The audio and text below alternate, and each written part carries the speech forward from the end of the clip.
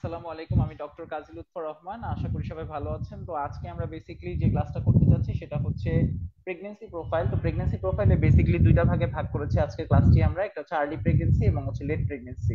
একটু মনোযোগ দিয়ে শুনবেন, তাহলে আমাদের কাছে অনেক ইজি লাগবে। তো পেশেন্ট প্রথমে যখন আপনার কাছে আসবেন প্রেগন্যান্সি প্রোফাইলের আল্ট্রাসোনোগ্রাফি করাতে, তখন আপনারা একটু খাতা কলম নেবেন, তাহলে একটু ভালো হবে। যেটা হচ্ছে যে কিছু জিনিস আমরা প্রোটোকল ক্লাসে শিখে যাব, যেই মোতাবেক আসলে আমরা হচ্ছে পরীক্ষাটা করব। ঠিক আছে, কাইন্ডলি একটু খাতা কলম নিয়ে নেন, তাহলে হচ্ছে আপনাদের জন্য ইজি হবে। তো একটা পেশেন্ট যখন আপনার কাছে আসবেন, প্রথম আপনি হচ্ছে তার হিস্ট্রি দিয়ে শুরু করবেন। প্রথমে আপনি পেশেন্টকে জিজ্ঞেস করবেন যে তার মিনিস্ট্রুয়েশন লাস্ট কবে হয়েছে, কারণ হচ্ছে আমরা মিনিস্ট্রুয়াল হিস্ট্রি দিয়ে পেশেন্টের পরীক্ষাটা শুরু করে থাকি। এবং তারপরে হচ্ছে আমরা জিজ্ঞেস করব তার কোনো কয়টাসের হিস্ট্রি আছে কিনা, এবং হচ্ছে পেশেন্ট অ্যামেনোরিক কিনা। তাহলে তিনটা মেইন হিস্ট্রি আমাদের মাথায় রাখতে হবে। একটা হচ্ছে মেনস্ট্রুয়াল হিস্ট্রি, একটা হচ্ছে কয়টাসের হিস্ট্রি, এবং আরেকটা হচ্ছে পেশেন্ট অ্যামেনোরিক কিনা। এই তিনটা পয়েন্ট যদি কোনো পেশেন্টের থাকে, তাহলে আমরা অ্যাপারেন্টলি পেশেন্টটা হচ্ছে আমরা হলো ধরে নিতে পারি তার হলো প্রেগন্যান্সি আছে।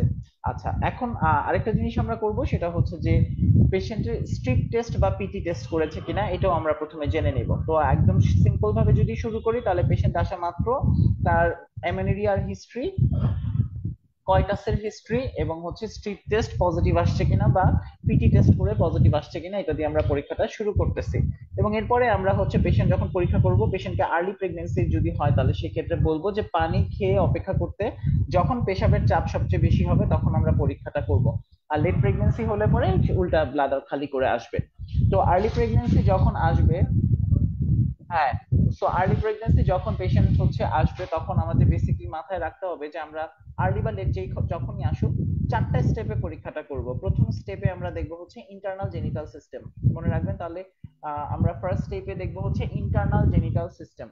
আচ্ছা, এই ক্ষেত্রে আমরা যে যে চেঞ্জেস গুলা পাবো, অর্গান গুলা, সেটা সেটা আমরা একটু বলে নিই। তো প্রথমে আমরা পাবো হচ্ছে পেশেন্টের ইউটেরাসটা সাধারণত এনলার্জ হয়ে যাবে, খেয়াল রাখতে হবে। এরপরে আমরা হচ্ছে পেশেন্টের ডেসিডুয়াল চেঞ্জ আছে কিনা, অর্থাৎ এন্ডোমেট্রিয়ামটা থিকেন্ড হয়ে যাবে, এটাকেই বলা হয় হচ্ছে ডেসিডুয়াল চেঞ্জ, এটাও আমরা দেখে নিব। এবং এরপরে আমরা দেখবো হচ্ছে ফেলোপিয়ান টিউব, ওভারি এবং অ্যাডনেক্সাল রিজন, এগুলাতে কোনো চেঞ্জ দেখতে পাওয়া যাবে না নর্মালি আর্লি প্রেগন্যান্সিতে। আর এরপরে আমরা হচ্ছে কালডিস্যাকটাও দেখে নিব। তাহলে প্রথমে আমরা শুরু করলাম ইন্টারনাল জেনিটাল সিস্টেম। এখানকার অংশগুলোর মধ্যে ইউটেরাস, একটু অ্যারো দিয়ে লিখে রাখবেন, ইউটেরাসটা এনলার্জ হবে। এন্ডোমেট্রিয়াম অ্যারো দিয়ে লিখবেন, এন্ডোমেট্রিয়ামটা থিকেন হবে।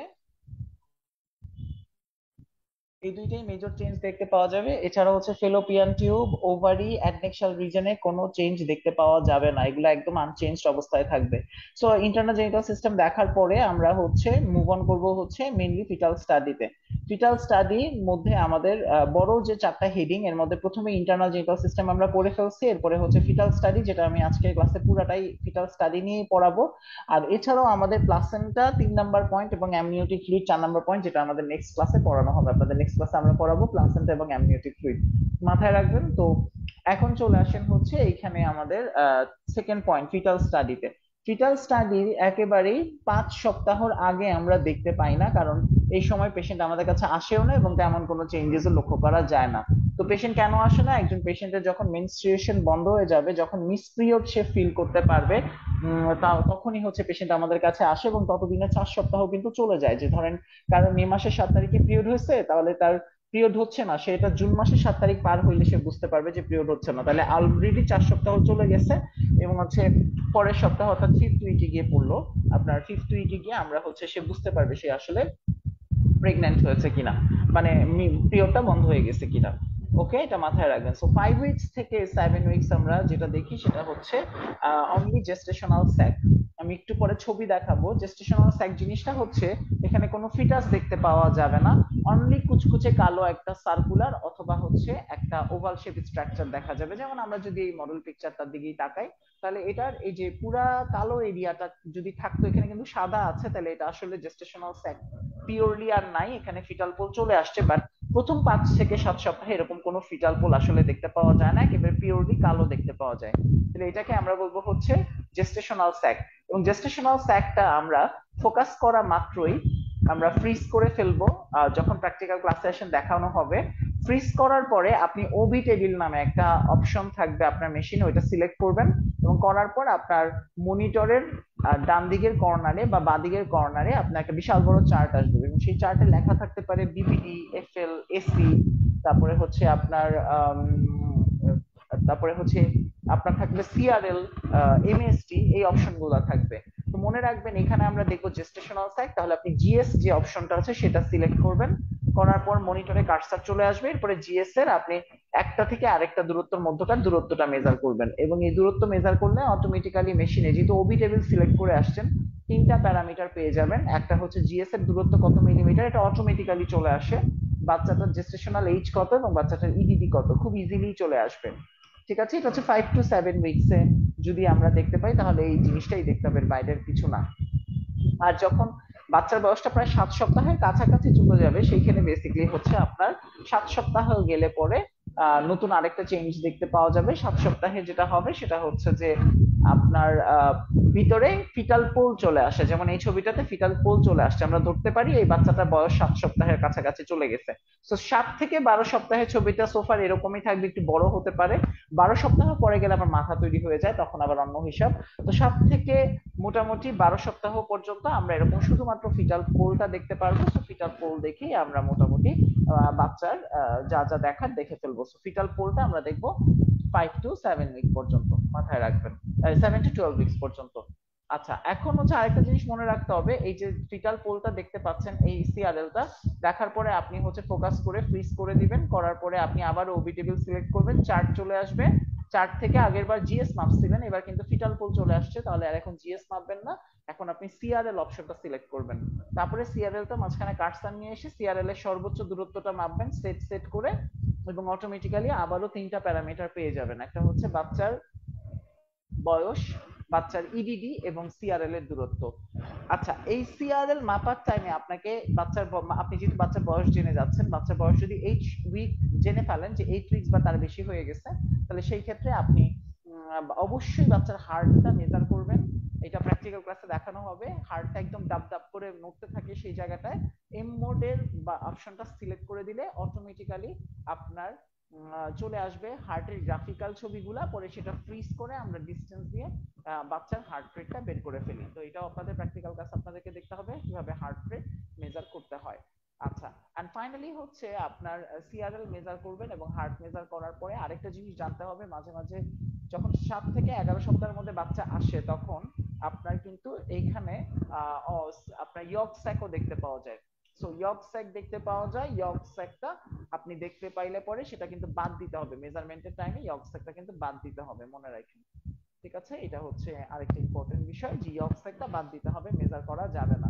ইয়ক স্যাকটা মাঝে মাঝে এই আপনার ফিটাল পোলের সাথে লেগে থাকে, তখন আমরা কিন্তু বাদ দিয়ে মেজার করব, নাহলে কিন্তু ভুল আসবে। চলেন আমরা মোটামুটি আরডি প্রেগন্যান্সি পড়ে ফেলছি, এবার প্রতিটা মানে ব্রিফ করে দিছি, এবার হচ্ছে ডিটেইলে যাই। তো আলট্রাসোনোগ্রাফি একটা পরীক্ষা যেটা গত 40 বছর ধরে হচ্ছে প্রুফ করে আসছে, এটা একেবারে সেফ একটা টেস্ট। এবং মোটামুটি পুরা প্রেগন্যান্সি প্রোফাইলের টাইমটাতে মাত্র 3টা আলট্রাসোনোগ্রাফি করলেই চলে, একটা হচ্ছে 5 থেকে 14 সপ্তাহের মধ্যে, একটা 8 থেকে 22, আর একটা 32 থেকে 36-এর মধ্যে। আর বেসিক্যালি হচ্ছে এগুলো আমাদের খুব একটা দরকার নাই। আলট্রাসোনোগ্রাফির প্রিপারেশন করার টাইমে আমাদের কি কি জিনিস মাথায় রাখতে হবে সেটা মাথায় রাখবেন, যে পেশেন্টের সাধারণত 4 থেকে 5 গ্লাস পানি খাওয়াবেন, যখন পেশাবের যথেষ্ট পরিমাণ চাপ হবে তখন আপনি পরীক্ষা করবেন আর্লি প্রেগন্যান্সিতে। আর পজিশনটা হবে একেবারে সুপাইন পজিশনে থাকবে, লো ফ্রিকোয়েন্সি ট্রান্সডিউসার দিয়ে পরীক্ষাটা করবেন। আর এটা হচ্ছে ইন্ডিকেশন গুলা যে যে যে কারণে আলট্রাসোনোগ্রাফি আপনারা করবেন, এটা হচ্ছে confirmation of the pregnancy, gestational age দেখার জন্য, ফিটাল গ্রোথ, ভ্যাজানাল কোনো ব্লিডিং হলে সেটা কজ, এছাড়া ফিটাল প্রেজেন্টেশন, মাল্টিপল জেস্টেশন থাকলে সেটা, তারপরে হচ্ছে পেলভিক ম্যাস, কোনো হাইড্রেটিফর্ম মোল, তারপরে একটপিক প্রেগন্যান্সি, ফিটাল ডেথ, এগুলোর জন্য। এছাড়া সাসপেক্টেড কোনো ইউটেরাইন অ্যাবনরমালিটি, কন্ট্রাসেপটিভ ডিভাইস যদি ইনসার্ট করা থাকে, এগুলা আপনি দেখবেন ফিটাল অ্যাবনরমালিটি। তারপর হচ্ছে প্রিভিয়াস কোনো হচ্ছে কনজেনিটাল অ্যানোমালি থাকলে, নতুন বাচ্চার কোনো অ্যানোমালিজ আছে কিনা এগুলো দেখার জন্য আপনাকে দেখতে হবে। এছাড়াও সেভারাল আদার ইভালুয়েশন আমরা দেখে থাকি। তো এখন মানে বেসিক্যালি আমরা যদি দেখতে পাই যে বাচ্চার এই মায়ের ইউটেরাসটা বড়, ডেসিডুয়াল চেঞ্জ আছে এবং এখানে অনলি কুচকুচে কালো একটা এরিয়া দেখতে পাওয়া যাচ্ছে, কোনো ফিটাল পোল দেখা যাচ্ছে না, তাহলে কি মাপবো? আমি দেখতে পাচ্ছি প্রেজেন্ট আছে না, একজন একটু যদি বলতেন এখান থেকে কি মাপতে হবে। এটা ফোকাস করে ফ্রিজ করে আমরা ওবি টেবিল থেকে কি সিলেক্ট করে নেব একটু বলেন তো।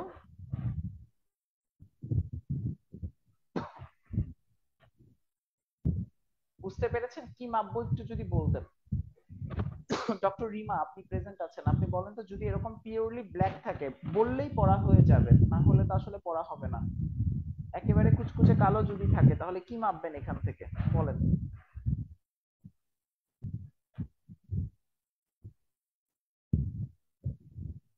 একটু আনমিউট করে বলতে হবে।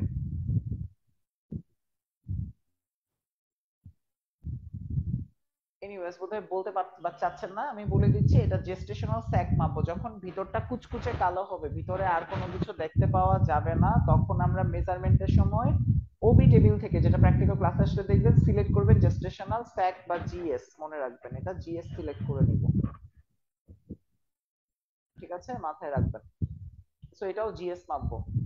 আর যদি এরকম ফিটাল পোল চলে আসে, ম্যাটেরিয়াল চলে আসে, তাহলে মাপবো সিআরএল। সিআরএল মাপের সময় এই যে ইয়ক স্যাকটা দেখতে একটা রিং এর মতো, ঠিক আছে, এরকম গোল, মাঝখানে কালো থাকবে, এটা একটা রিং এর মতো, এটা অবশ্যই বাদ দিয়ে দিয়ে এই যে পিওরলি সলিড অংশটাই হচ্ছে এমব্রায়ো, এমব্রায়োটা হচ্ছে এখান থেকে এখানে মেজার করব। সো এমব্রায়োটা মেজার করব আপনার জেস্টেশনাল স্যাক। এরপর মানে 7 থেকে 12 উইকস আমরা শুধু ইয়ক, এইখানে হচ্ছে মাপবো হলো ফিটাল পোল কি দিয়ে, সিআরএল দিয়ে, মনে রাখবেন। সো আমি এটা বলেছি যে সিআরএল টার বয়স, এটা হচ্ছে লাগবে না, সিআরএল এর বয়স যখন 7 থেকে 11 সপ্তাহ থাকে তখন এর সাথে হচ্ছে ইয়ক স্যাক দেখা যায় ওই যে রিং শেপের, ওইটা অবশ্যই আপনাকে বাদ দিতে হবে, ওইটা হচ্ছে ফিটাল মাইলস্টোনটাকে রিপ্রেজেন্ট করে। এছাড়া মনে রাখবেন যে সাধারণত বাচ্চার হার্ট রেট আমাদের দেখতে হয়। হার্ট রেট আমরা এই মোড ব্যবহার করে দেখবো। 8 উইকস এর পরে মাস্ট বাচ্চার হার্ট রেট প্রেজেন্ট থাকতেই হবে, না হলে এটা হচ্ছে আপনার রিপোর্টিং কমপ্লিট হবে আপনি যদি হার্ট রেটের কোনো রিপোর্ট না দেন, মনে রাখবেন। আর হার্ট রেট সাধারণত আপনার হওয়া উচিত হচ্ছে 140 থেকে 160 বিটস পার মিনিট, বাট এটা সময়ের সাথে সাথে হার্ট রেটটা কমতে থাকে। ইউজুয়ালি হচ্ছে দেখা যায় যে 100 বিটস পার মিনিটের নিচে যাতে না যায়, এটা হচ্ছে মেনলি খেয়াল রাখতে হয়। 100-এর নিচে গেলে এটা প্যাথোলজি। তো মাথায় রাখবেন। ওকে, এগুলো মোটামুটি বলা হয়েছে। সো নাও এই ছবিটা দেখেন, এই ছবিতে পিওরলি জেস্টেশনাল স্যাকের ভিতরে খালি নাই, তাহলে এটা মাপবো হলো আমরা সিআরএল। এই যে সিআরএল মাপবো, এটা ইয়ক স্যাক মাপার সময় ইয়ক স্যাকটা বাদ দিব। এটা আবার মাপবো হচ্ছে সিআরএল, একই মাপবো। এইখানে যেহেতু বাচ্চাটা দেখতে পাচ্ছি না, তাহলে সাধারণত এটা জেস্টেশনাল স্যাক মাপা যায়, বাট লম্বা করে দেখার ফলে দেখতে পাচ্ছি এখানে আসলে বাচ্চাটা দেখা যাচ্ছে, তাহলে এটা হচ্ছে সিআরএল ই মাপবো। এটাও আবার জেস্টেশনাল স্যাক ভিতরে সিআরএল দেখা যাচ্ছে, তাহলে এখান থেকে সিআরএল মেজার করব, মনে রাখবেন সিআরএল মাপবো। সিআরএল মাপবো এখান থেকে। আর এখানে মাথা তৈরি হয়ে গেছে, অর্থাৎ বাচ্চাটা 12 উইকস ক্রস করতেছে। এখন মাথার ক্রাইটেরিয়া গুলো আমরা এখন আপনাদেরকে পড়াবো। তো মাথার ক্রাইটেরিয়া যদি পেয়ে যান, তাহলে সেই ক্ষেত্রে আমরা সিআরএল মাপবো না, আমরা হচ্ছে বিপিডি মাপতে চলে যাব। ওকে, প্লাসেন্টার কথা আমরা নেক্সট ক্লাসে বলবো। এছাড়া কিছু টিভিএস এর পিকচার আছে, এগুলো আমাদের খুব একটা লাগবে না। টিভিএস এর ছবিগুলো, যেমন এটা ইয়ক স্যাক দেখা যাচ্ছে খুব সুন্দর, আবার এটাও ইয়ক স্যাক, এটা আবার এমব্রায়ো, সুন্দর এমব্রায়ো দেখা যাচ্ছে, এটা ইয়ক স্যাক দেখা যাচ্ছে। এই যে ইয়ক স্যাক, আর এটা হচ্ছে এমব্রায়ো, ফিটাল পোল দেখা যাচ্ছে, এটাতে আমরা সিআরএল টা মেপে ফেলবো। ঠিক আছে। আর ইয়ক স্যাকটা যদি কোনো কারণে ফাইব্রোসড হয়ে যায়, তাহলে সেই ক্ষেত্রে হচ্ছে আমরা ধরে নিতে পারি বাচ্চাটা হয়তো মারা গেছে, এটা মাথায় রাখতে হবে। ওকে, 3D পিকচারে সিআরএল টা এরকম দেখা যায়, অর্থাৎ ফিটাল পোলটা এরকম দেখা যায়।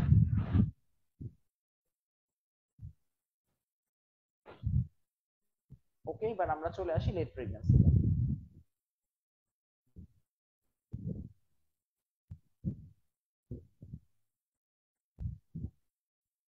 আচ্ছা, লেট প্রেগন্যান্সিতে আমাদের মাথায় রাখতে হবে এখানে বাচ্চাটার বয়স 12 উইকস ক্রস করে গেছে, তাহলে সেই ক্ষেত্রে হচ্ছে বাচ্চার মাথাটা পুরোপুরি তৈরি হয়ে গেছে। সো মেন, এবার বাচ্চার মাথা পুরোপুরি তৈরি হয়ে যাবে, তখন আমরা হচ্ছে ফুললি কনসেন্ট্রেশন দিব মাথার মধ্যে। সো সাধারণত 12 উইকস এর পরে আমরা এই যে বাচ্চার মাথা বা বিপিডি মেজার করি, এটাকে বলা হচ্ছে লেট প্রেগন্যান্সি। সো এই ক্ষেত্রে আপনারা একটুখানি এক্সাম্পল দেখতে পারেন যে ফার্স্ট ট্রাইমেস্টার হচ্ছে প্রথম 3 মাস, সেকেন্ড ট্রাইমেস্টার হচ্ছে সেকেন্ড 3 মাস, আর থার্ড ট্রাইমেস্টার হচ্ছে লাস্ট 3 মাস, মাথায় রাখবেন। সো এই ক্ষেত্রে হচ্ছে আলাদা করে পড়ার কিছু নাই, এখানে টার্মিনোলজি গুলো তো আমি প্রত্যেকটা শিখাবোই কোনটা কিভাবে মাপতে হয়। সো দেখেন, বাচ্চার মাথা যখন পাবেন, মাথার এই 4টা ক্রাইটেরিয়া ধরে মাথাটা মেজার করতে হবে। সো ফার্স্টে যেটা মাপবেন সেটা হচ্ছে যে মাথাটা দেখবেন, হেডটা যাতে ওভাল শেপড হয়, যাতে হচ্ছে রাউন্ড শেপ না হয়। ঠিক আছে, হেডটা হচ্ছে ওভাল শেপ হইতে হবে, গোল হইলে হবে না। এবং হেডের পুরা বনি আউটলাইনটা একটা সিঙ্গেল ছবিতে আসবে।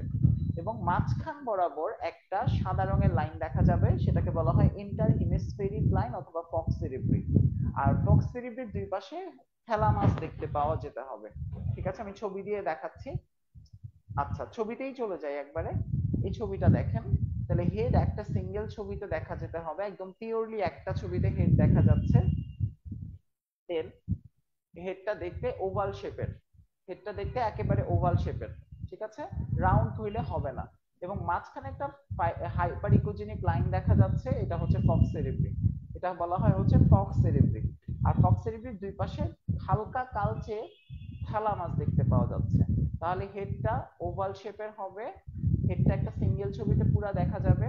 এবং মাঝখানে দেখা যাবে হচ্ছে ফক্স সেরিব্রি, ফক্স সেরিব্রির দুই পাশে দেখা যাবে হচ্ছে থ্যালামাস। মনে রাখবেন, এই এই চারটা ক্রাইটেরিয়া হচ্ছে আমাদের লাগবে। এরকম একটা ছবি আপনাকে আনতে হবে, যেটা প্র্যাকটিক্যাল ক্লাসে দেখানো হবে। এই ছবিটা আনার পর খুব সোজা কাজ, আবারও আপনি ফ্রিজ করবেন, ওবি টেবিল সিলেক্ট করবেন, ওবি টেবিলের চার্ট থেকে এবার কি সিলেক্ট করবেন বলেন?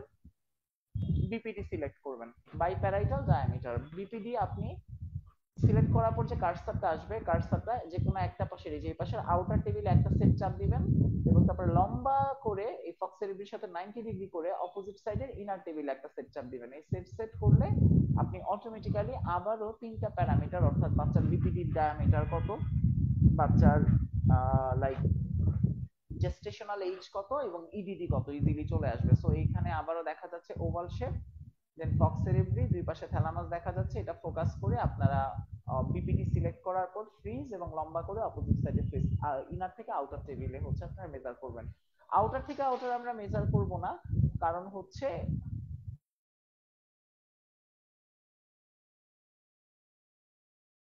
আচ্ছা, আউটার থেকে আউটার আমরা মেজার করি না, কারণ হচ্ছে বাইরে অ্যাকোস্টিক এনহ্যান্সমেন্ট থাকে, সেটা হচ্ছে গিয়ে আপনার যাতে এনহ্যান্সমেন্টটা আপনার মিসরিডিং না দেয়, তাহলে সেই ক্ষেত্রে আমরা আউটার থেকে ইনারটা মেজার করব। ঠিক আছে, সো এটা মাথায় রাখতে হবে। সো এই হচ্ছে বিপিডি। নাও হচ্ছে আমরা বিপিডি মেজার করতেছি আমরা 12 সপ্তাহ থেকে, এবং এটা আমরা কন্টিনিউ করি হচ্ছে 26 উইক পর্যন্ত। আমরা বিপিডি মেজার, পিওরলি বিপিডি দিয়ে আমরা রেজাল্ট দিয়ে দিতে পারি, বাট একেবারেই লাস্ট ডে অফ প্রেগন্যান্সি পর্যন্ত বিপিডি আসলে আমরা মেজার করব। তাহলে বিপিডি তে স্টার্ট করতেছে 12 উইকস থেকে একেবারে ডেলিভারি পর্যন্ত। 26 উইকে গিয়ে আমরা নতুন আরেকটা প্যারামিটার অ্যাড করতেছি, সেটা হচ্ছে এফএল, ফিমোরাল লেন্থ। মাথায় রাখতে হবে। সো ফিমোরাল লেন্থ মাপার জন্য আপনাকে যে কাজটা করতে হবে, আপনি মাথা যেখানে পাইছেন তার ঠিক উল্টা পাশে মাথার প্যারালালি যেতে থাকবেন বডি ক্রস করে করে, এবং বাটক যেখানে আছে তার অপোজিট সাইডে আপনি হচ্ছে দেখতে পাবেন ফিমারটা। সো মাথার একেবারে প্যারালালি অপোজিটে পাবেন, বডি ধরে ধরে আপনার হচ্ছে বডির লাস্ট অংশ, অর্থাৎ পেরিনিয়াম বা বাটক রিজন, এন্ড তার প্যারালালি অপোজিট সাইডে পাবেন হচ্ছে ফিমার। জিনিসটা প্র্যাকটিক্যালি দেখতে আরো ক্লিয়ারলি দেখতে পারবেন। ফিমার যেহেতু একটা সলিড বোন, তাহলে ফিমারটা দেখবেন একদম হাইপার ইকোজেনিক দেখতে পাওয়া যাবে, একদম চকচকে সাদা দেখা যাবে। এই যে ফিমারটা, এটা ফোকাস করবেন, ফ্রিজ করবেন, দেন আপনি আবারও ওবি টেবিল সিলেক্ট করবেন, ওবি টেবিল থেকে আপনি নেবেন হচ্ছে ফিমোরাল লেন্থ, এফএলটা সিলেক্ট করবেন, করার পর এফএল একটা সেট চাপ দিবেন, আরেকটা সেট চাপ দিবেন, এই এফএল এর লেন্থটা আপনি মেজার করে ফেলবেন। দ্যাটস ইট, এফএল এর লেন্থটা মেজার করে ফেলবেন। সো এটাই হচ্ছে মোটামুটি আমাদের ফিমোরাল লেন্থ মেজার করার প্রসেস। এবং অ্যাগেইন ফিমোরাল লেন্থ মেজার করার সাথে সাথে আপনি তিনটা প্যারামিটার পেয়ে যাবেন, একটা হচ্ছে ফিমারের দূরত্ব এফএল, বাচ্চার ইডিডি, এবং হচ্ছে বাচ্চার জেস্টেশনাল এজ। এখন ইন্টারেস্টিং ব্যাপার হচ্ছে আপনার কাছে কিন্তু একটা বিপিডি দিয়েও আপনার একটা বাচ্চার বয়স আছে, এট দ্য সেম টাইম আপনার কাছে কিন্তু এফএল দিয়েও আছে। আপনি বেসিক্যালি 26 উইকের পরে প্রেফারেবল হচ্ছে এফএল এরটাই, বাট দুইটা গড় করে দেওয়াটা বেশি যুক্তিযুক্ত।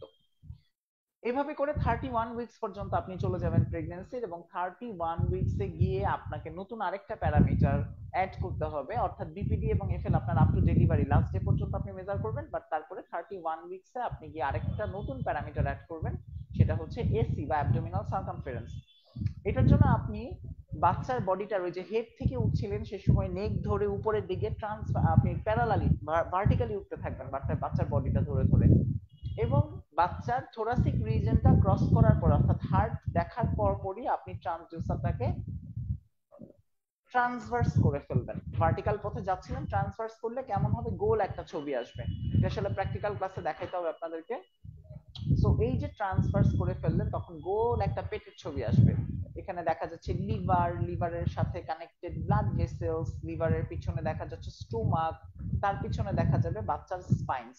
তো এইরকম একটা ফিগার কন্টেন্ট মানে এরকম আপনার ম্যাটেরিয়াল কন্টেন্ট বা অর্গান কন্টেন্ট একটা এরকম ছবি নেবেন, ছবিটা এরকম আপনি ফোকাস করবেন, করে আপনি এসি বাটনটাতে ক্লিক করবেন, করলে আপনার মনিটরে একটা কার্সার চলে আসবে, তারপরে আপনি যে কোনো একটা পয়েন্টে সেট, ঠিক তার অপোজিটে একটা সেট এবং পুরো সার্কেলের উপরে আরেকটা সেট চাপ দিবেন সার্কেলটা কভার করে।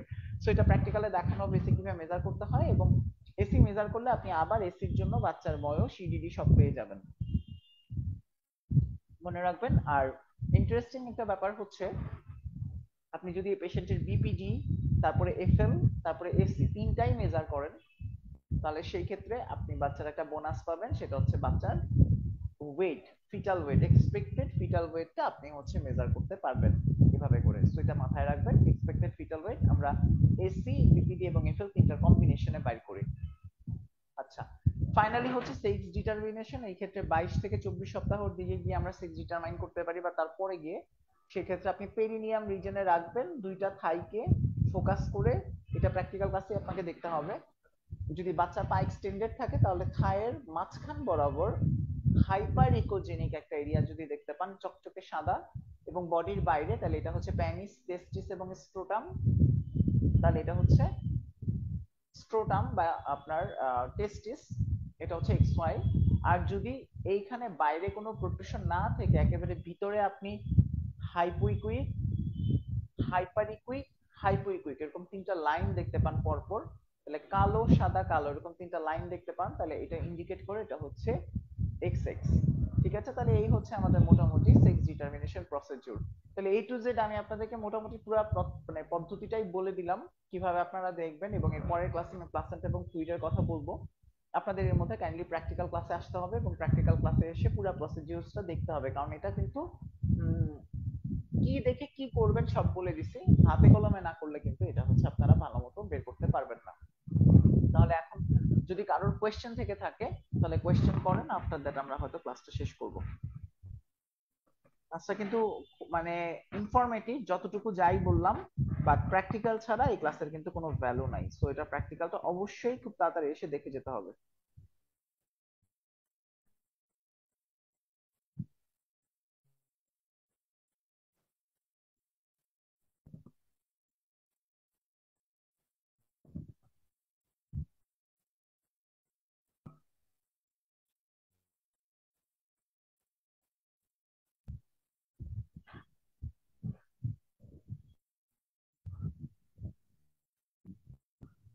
কোনো প্রশ্ন দেখতে পাচ্ছি না, তাহলে বুঝে নিচ্ছি যে আপনারা মোটামুটি হয়তো বুঝছেন।